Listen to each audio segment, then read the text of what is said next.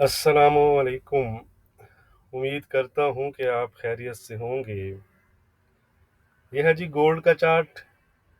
कल दोबारा से गोल्ड प्राइसेस में हमें तेज़ी देखने को मिली और गोल्ड तकरीबन 2008 तक चला गया था।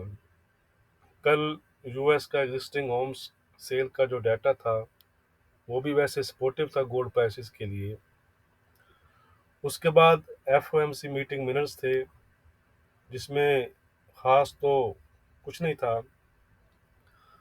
तमाम फेड ऑफिशियल्स इस बात पर एग्री नज़र आए कि इनकमिंग डाटा को देखकर फ्यूचर डिसीजन जो हैं वो लिए जाएंगे मॉनेटरी पॉलिसी के रिगार्डिंग। और जब तक इन्फ्लेशन क्लियरली डाउन ट्रेंड की तरफ मूव नहीं करती तो रेट्स को हायर साइड पर मेंटेन किया जाएगा। नेक्स्ट मीटिंग फेड की अब दिसंबर में है, जिसमें लगता तो नहीं कि फेड जो है वो रेट हाइक करे, क्योंकि दिसंबर में क्रिसमस का इवेंट भी होता है, तो इसलिए मुझे नहीं लगता कि ये दिसंबर में किसी किस्म का रेट बढ़ाएं। अब वैसे मार्केट की नज़रें जो हैं वो रेट कट पर हैं कि फेड जो है वो रेट कट कब स्टार्ट करता है। 2024 के फर्स्ट हाफ में स्टार्ट होता है रेट कट या सेकंड हाफ में। अगर हम मार्केट की बात करें तो मार्केट जो है वो फर्स्ट हाफ में रेट कट जो है वो फेड की जानब से एक्सेप्ट कर रही है। बहरहाल in my point of view gold इस चीज़ को तकरीबन प्राइस इन कर चुका है, ये करने वाला है। ठीक है, तो इसलिए अब हायर साइड पर थोड़ा सा गोल्ड में आप मुहतात रहिएगा। अब टारगेट तो आपको दिए जा रहे हैं 2050, 2080 और ऑल टाइम हाई के, बट इसके लिए आपने वेट करना है कि गोल्ड 2010 से 15 का जो एरिया है उसको ब्रेक करे। उसको अगर ब्रेक करता है तो हम कह सकते हैं कि ये टारगेट हिट हो सकते हैं। Vice versa failure at this level will cause a eventually fall approximately 500 to 600 in gold prices पिप्स के लिहाज से। तो आज की बात करते हैं जी। सबसे पहले हम आज के कैलेंडर पर नज़र डाल लेते हैं कि आज कौन सा इंपॉर्टेंट डाटा है जो मार्केट पर इम्पैक्ट डाल सकता है। यह है जी वेडनेसडे। आज यूएस के जॉबलेस क्लेम नंबर्स हैं। 226 के की फोरकास्ट है, प्रीवियस 231 के थे। तो अगर ये नंबर प्रीवियस से बिलो आए यानी 220 के, 210 के, तो ये गोल्ड के लिए नेगेटिव तस्वुर किए जाते हैं और डॉलर के लिए पॉजिटिव। और वाइस वर्स अगर ये बढ़कर आएँ यानी 241 के आ जाएं या 250 के आ जाएं, तो ये चीज़ फिर गोल्ड के लिए पॉजिटिव और डॉलर के लिए नेगेटिव तस्वुर की जाती है। इसके साथ साथ ड्यूरेबल्स और कोर ड्यूरेबल्स गुड्स ऑर्डर्स हैं, मिशिगन कंज्यूमर सेंटीमेंट और इन्फ्लेशन एक्सपेक्टेशन का डाटा है। तो ये हैं वो डाटा जो मार्केट पर इम्पैक्ट डाल सकते हैं। अब हम चलते हैं जी चार्ट की तरफ। तो गोल्ड इस वक्त 2002 के आसपास ट्रेड कर रहा है। थोड़ा सा रिट्रीट हुआ था 1996 तक, लेकिन दोबारा से अपने हायर साइड पर है, यानी हायर साइड ऑफ दी आप कह सकते हैं कि डे।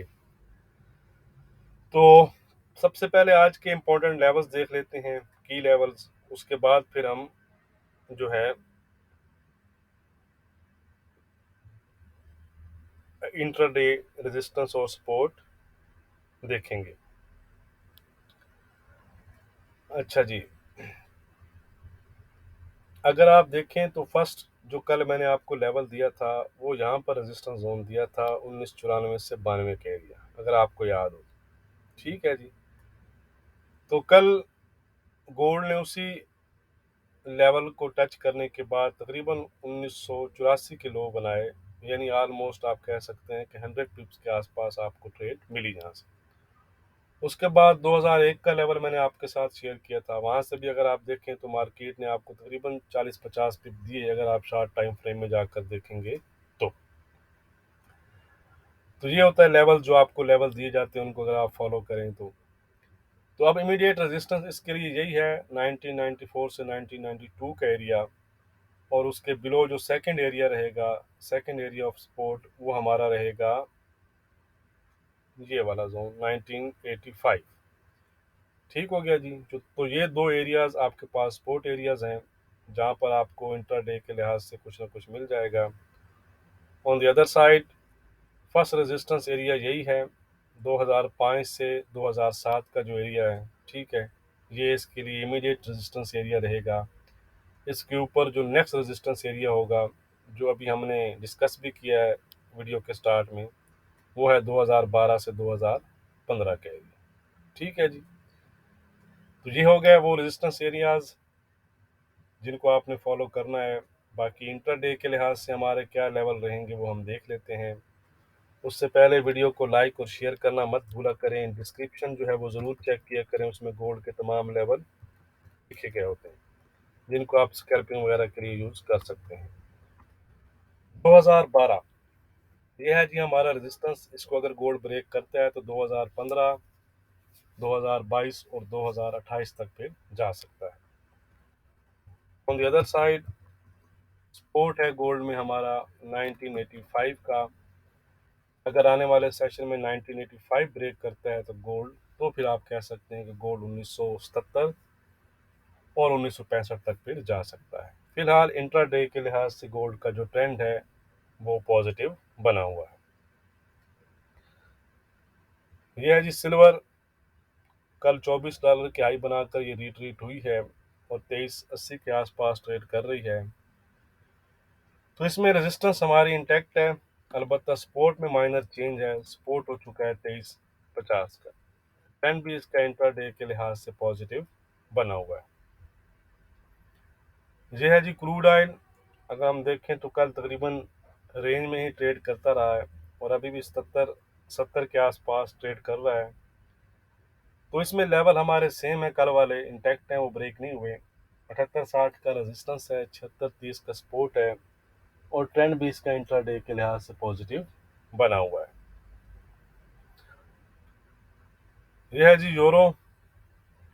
कल तकरीबन 965 तक चला गया था, लेकिन हमारा जो रेजिस्टेंस था उससे पहले ही आप कह सकते हैं कि रिट्रीट हुआ और फिलहाल 907 के आसपास ट्रेड कर रहा है। तो सपोर्ट तो ये तकरीबन इसका यही सपोर्ट एरिया था जहाँ से ये उठा है, यानी 895 का जो सपोर्ट है वो इंटैक्ट है हमारा। अगर 895 ब्रेक करता है तो ये 880 और 860 तक जा सकता है। On the other side resistance है हमारा 960 का। 960 अगर यूरो ब्रेक करता है तो 985 तक फिर दोबारा से जा सकता है। फिलहाल यूरो का जो ट्रेंड है वो इंट्राडे के लिहाज से फ्लैट हो चुका है। यह है जी ब्रिटिश पाउंड। 2560 का ही हमारा रेजिस्टेंस था, आप देख सकते हैं। पिन पॉइंट हाई बनाने के बाद रिट्रीट हुआ है और 2510 के लो बनाने के बाद 2525 के आसपास ट्रेड कर रहा है। आज रेजिस्टेंस चेंज है जी। आज का रेजिस्टेंस हो चुका है 2580 का और सपोर्ट मोर और लेस माइनर चेंज के साथ सेम ही है 2470 की। अलबत्ता ट्रेंड जो है वो इसका पॉजिटिव बना हुआ है, यानी ब्रिटिश पाउंड पॉजिटिव जोन में अगर हम देखें बनिस्बत यूरो। यह है जी यूजे 14891 के आसपास ट्रेड कर रहा है।